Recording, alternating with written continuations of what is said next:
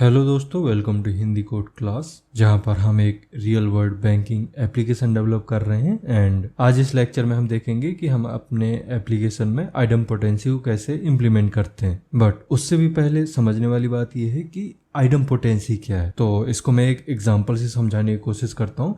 मान लो आपने अपने बैंक अकाउंट से किसी दूसरे बंदे को 5000 मनी ट्रांसफ़र किया। अब हो सकता है कि उस टाइम पे बैंक का सर्वर थोड़ा सा डाउन हो या नेटवर्क इशू हो, इस वजह से आपका जो पेमेंट है, जो आपका ट्रांसफ़र प्रोसेस है, वो थोड़ी सा डिले हो जाता है। एंड आपको लगता है कि ये ट्रांसफ़र नहीं हो रहा है, तो आप दोबारा से क्लिक कर देते हो ट्रांसफ़र मनी में।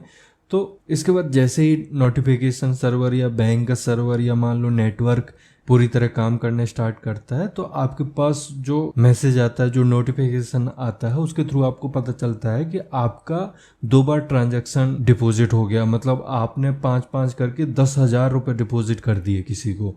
तो ये सब इस वजह से हो रहा है क्योंकि एप्लीकेशन में डुप्लीकेट ट्रांजैक्शन को रोका नहीं जा रहा है। एंड ये एक ऐसी मिस्टेक होती है किसी भी एप्लीकेशन को डेवलप करने में, किसी भी एप्लीकेशन के आर्किटेक्चर में, कि पूरा का पूरा बिजनेस खराब हो जाता है। तो इस वजह से ये जो डुप्लीकेट ट्रांजैक्शन का प्रॉब्लम है, इसे फिक्स करना बहुत जरूरी है। बट यहाँ पे क्वेश्चन आता है कि इस डुप्लीकेट ट्रांजैक्शन को कैसे रोका जाए, कैसे इंश्योर किया जाए कि same payment request multiple time आने पर सिर्फ एक ही बार पैसा कटे। ऐसा कैसे सिस्टम बनाया जाए। तो यहीं पर आता है एक बहुत ही पावरफुल कॉन्सेप्ट जिसे बोलते हैं आइडमपोटेंसी। मतलब अगर कोई रिक्वेस्ट नेटवर्क रिट्राई या डबल क्लिक या टाइम आउट रिट्राई की वजह से मल्टीपल टाइम आती है, तो सिर्फ एक ही बार ट्रांजैक्शन होगा। ठीक है, अब आपको ये आइडमपोटेंसी समझ में आ गया होगा। अब समझते हैं कि इसको इम्प्लीमेंट कैसे करते हैं। तो देखो, आइडमपोटेंसी को इम्प्लीमेंट करने के 2 तरीके होते हैं। मतलब रियल वर्ल्ड एप्लीकेशन में 2 तरीके से इसको इम्प्लीमेंट किया जाता है। एक तो होता है आइडमपोटेंसी की के थ्रू, और दूसरा होता है रेफरेंस आईडी के थ्रू।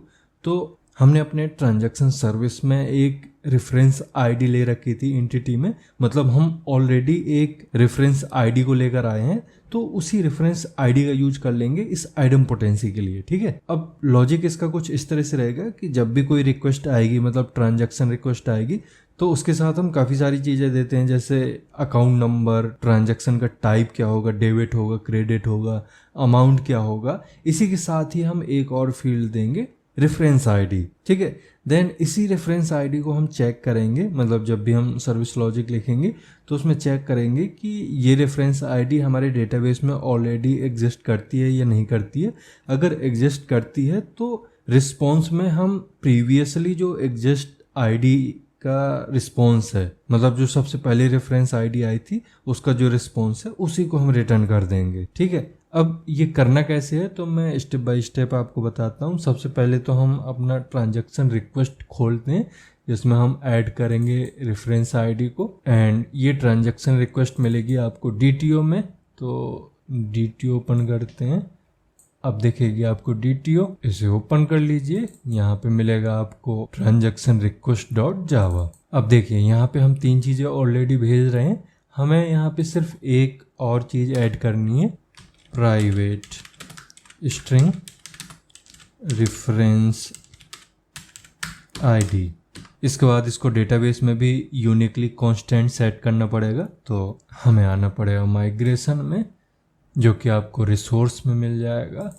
रिसोर्स में आते हैं, डीवी में, इधर माइग्रेशन। एंड यहाँ एक और फाइल बना लेंगे क्योंकि एग्जिस्टिंग फाइल में हम चेंज नहीं कर सकते। तो न्यू एंड फाइल, इसका नाम देंगे v2 double underscore add reference ID unique dot SQL. यहाँ लिखिए अल्टर टेबल, देन टेबल का नाम ट्रांजैक्शंस। इसमें कांस्टेंट ऐड करने के लिए ऐड कांस्टेंट, देन इसका नाम देंगे रेफरेंस आईडी, मतलब unique reference ID. And unique किसको बनाना है आपको, रेफरेंस आईडी को। तो यहाँ पे लिखना पड़ेगा यूनिक, इसमें पास कर दीजिए रेफरेंस आईडी। ठीक है, इसको करिए सेव। अभी कांस्टेंट लगाना क्यों जरूरी था, क्योंकि मान लीजिए आपके पास 2 रिक्वेस्ट एक साथ आ जाती हैं, पैरेलल रिक्वेस्ट आ जाती हैं, तो उस केस में क्या होगा, 2 थ्रेड होंगे। अब हो सकता है कि सेम थ्रेड होने की वजह से डुप्लीकेट ट्रांजैक्शन हो जाए, तो इस वजह से उस चीज को रोकने के लिए ये डेटाबेस लेवल पर सिक्योरिटी ऐड की है। ठीक है, अब नेक्स्ट स्टेप में आपके पास एक रिपोजिटरी होगी, रिपोजिटरी में हम एक मेथड ऐड कर देंगे। तो इस रिपोजिटरी को ओपन कर लेते हैं एंड ट्रांजैक्शन रिपोजिटरी में एक मेथड ऐड कर देंगे। तो यहाँ पे एक मेथड ऐड है, एक और करेंगे। नीचे आइए, यहाँ लिखिए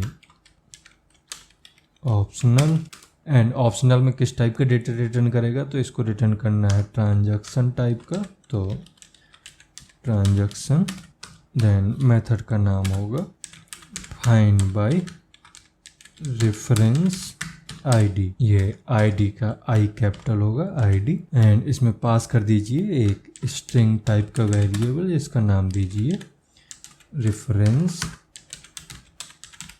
आईडी। ठीक है, इसको भी कर दीजिए सेव। अब आते हैं एंटिटी में।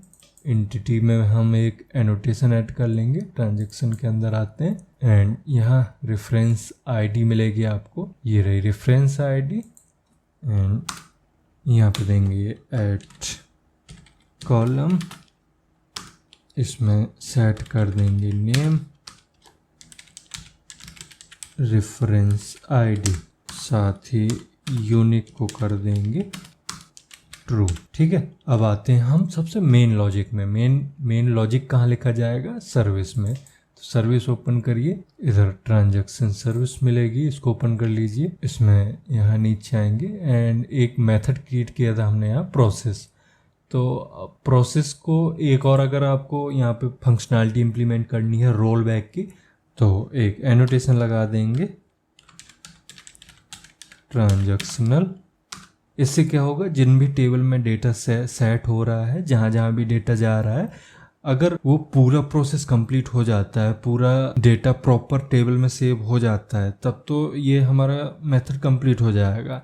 अगर किसी टेबल में डेटा सेट नहीं हो पाया एंड कुछ नेटवर्क इशू आ गया या सर्वर डाउन हो गया, तो इस केस में जितना भी डेटा सेव हुआ दूसरी टेबल में वो भी रोल बैक हो जाएगा। मतलब ऐसा नहीं होगा कि किसी टेबल में सेट हो गया, किसी टेबल में सेट नहीं हो पाया। इससे हमें ये फ़ायदा मिलता है। ठीक है, इसके बाद यहाँ पे जब आप एक नया ट्रांजैक्शन आईडी जनरेट कर रहे हो, उसी टाइम पर मतलब उससे पहले हम चेक कर लेते हैं कि ट्रांजैक्शन एग्जिस्ट कर रहा है कि नहीं कर रहा है। उसके लिए यहाँ पे लिखिए ऑप्शनल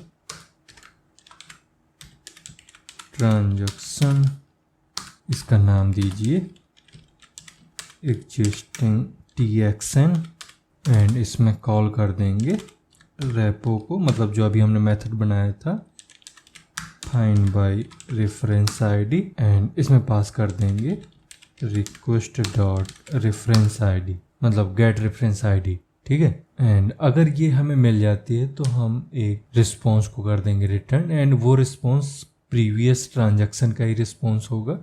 तो if existing TXN dot is present, अगर इसमें डेटा मिल जाता है तो एक ट्रांजैक्शन टाइप का वेरिएबल लेते हैं, इसका नाम देते हैं एग्जिस्टिंग, एंड इसमें पूरा जो ट्रांजैक्शन का डेटा है, मतलब जो प्रीवियस ट्रांजैक्शन हो चुका है उसका जो डेटा है वो ले लेते हैं। तो एग्जिस्टिंग TXN डॉट गेट, ठीक है, एंड इसी को कर देंगे रिटर्न, बट डायरेक्ट रिटर्न नहीं कर सकते, हमें इसको ट्रांजैक्शन रिस्पॉन्स में कन्वर्ट करके रिटर्न करना पड़ेगा। इसके लिए हमने यहाँ पे मैप यूज किया है, ये देख रहा हो यहाँ पे मैप यूज किया है, तो इसी का यूज कर लेंगे हम रिटर्न मैप। इसमें आ गया एग्जिस्टिंग, देन हम ट्रांजैक्शन आईडी ले रहे हैं, मतलब ट्रांजैक्शन आईडी जनरेट कर रहे हैं एंड पूरा ऑब्जेक्ट क्रिएट कर रहे हैं, बट यहाँ पे रेफरेंस आईडी हमने ऐड नहीं की है।